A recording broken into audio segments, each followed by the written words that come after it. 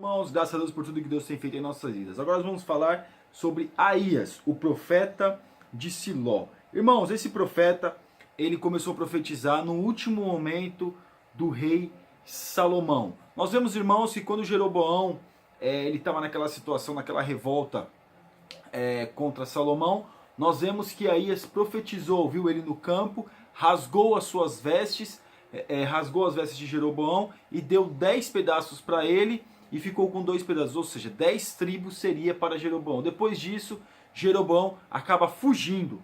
E nós vemos, meus irmãos, que aquilo que profetizou Aías, o profeta Aías, se cumpriu. Aquilo que o profeta Aías tinha profetizado, porque ninguém achava que isso pudesse acontecer. Ninguém achava que desse jeito que se dividiria o reino, ou que se dividiria o reino.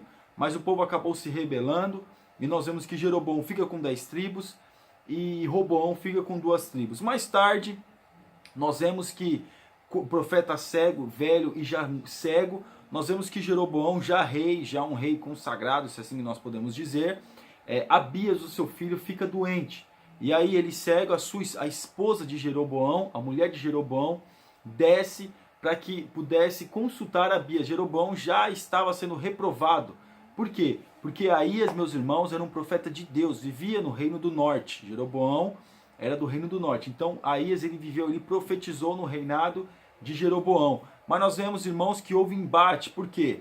Porque Jeroboão, ele é um idólatra, e nós vemos que Aías, um profeta de Deus. Nós vemos que quando aconteceu aquela situação, filho de Jeroboão fica doente, Abias fica doente, a esposa de Jeroboão desce, e nós vemos que o profeta era cego. Antes, quando ela estava entrando para falar com o profeta apontou e disse: olha, o seu filho vai morrer. E realmente ele morreu. Quando ele chegou em casa, ele morreu, e nós vemos que se cumpriu aquilo que o profeta de Deus falou. Então nós vemos que Abias viveu no final do reino de Salomão.